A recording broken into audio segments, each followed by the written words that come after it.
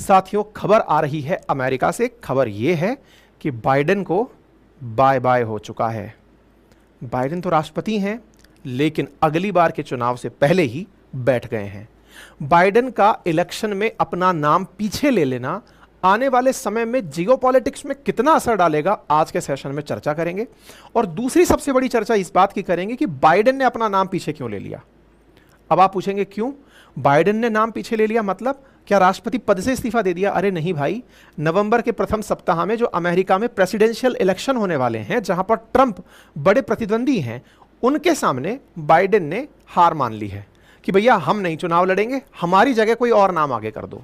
और नाम जो आगे हुआ उनका नाम है कमला हैरिस, जो कि भारतीय मूल की अमेरिकी नागरिक हैं, जिनका जन्म भी अमेरिका में हुआ है। इनकी माता भारतीय हुआ करती थी, इसलिए हम इन्हें भारतीय मूल से रिलेट करते हैं। कमला हैरिस का नाम बाइडेन ने अपने से आगे कर दिया है कि इन्हें मेरा समर्थन है, इन्हें राष्ट्रपति का चुनाव लड़वाया जाए, मैं पीछे की सीट पर बैठ रहा हूं। क्या बड़े कारण रहे? हालांकि हमने अपने कई सेशंस में कवर किया है कि बाइडेन को क्यों पीछे हट जाना चाहिए, लेकिन फाइनली वो पीछे हट गए हैं।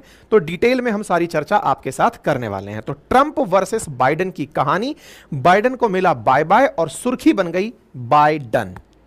और बाइडेन के साथ में हम लोग यहां पर Biden drops out race, endorse Kamala, और ऐसी स्थिति में आज की सुर्खी अंतर्राष्ट्रीय स्तर पर रात 11:30 बजे के आसपास दुनिया भर को देखने को मिली है। उन्होंने अपनी तरफ से वाइस प्रेसिडेंट जो कैंडिडेट कमला हैरिस थी, उन्हें कहा है कि आप राष्ट्रपति पद के लिए चुनाव लड़िए।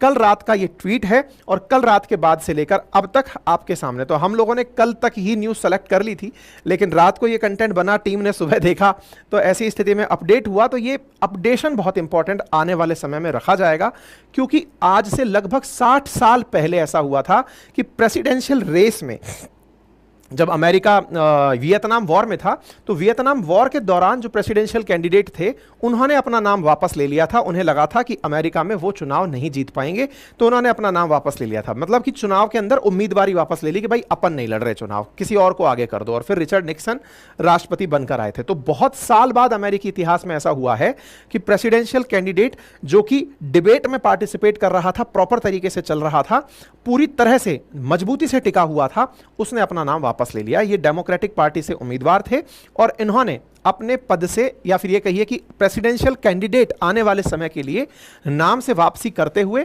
अमेरिकन्स के लिए एक पत्र लिखा। और उस पत्र में इन्होंने जो बात कही, उसको अगर मैं हिंदी में ट्रांसलेट करके आप तक पहुंचाऊं, तो उसमें यही कहा कि हाँ, मेरे कार्यकाल के दौरान अमेरिका में बहुत सारे विकास हुए हैं, जिसमें अमेरिकियों के बेहतर स्वास्थ्य के लिए हमने काम किया है।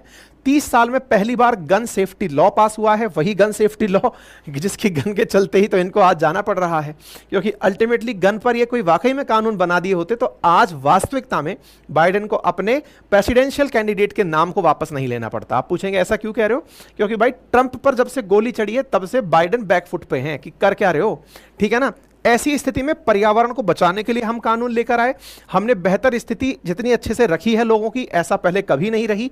इन्होंने अपने कार्यकाल को और अपनी पार्टी के शासन को बेहतरीन बताते हुए कहा कि हम इकोनॉमिक क्राइसिस से गुजरे, हम देश में बहुत सारा निवेश लेकर आए, मैंने प्रेसिडेंट के रूप में देश की सेवा की, ये मेरे लिए बड़े सम्मान का काम है। और ऐसी स्थिति में मैं एक्स्ट्रा ऑर्डिनरी पार्टनर कमला हैरिस का धन्यवाद देता हूं।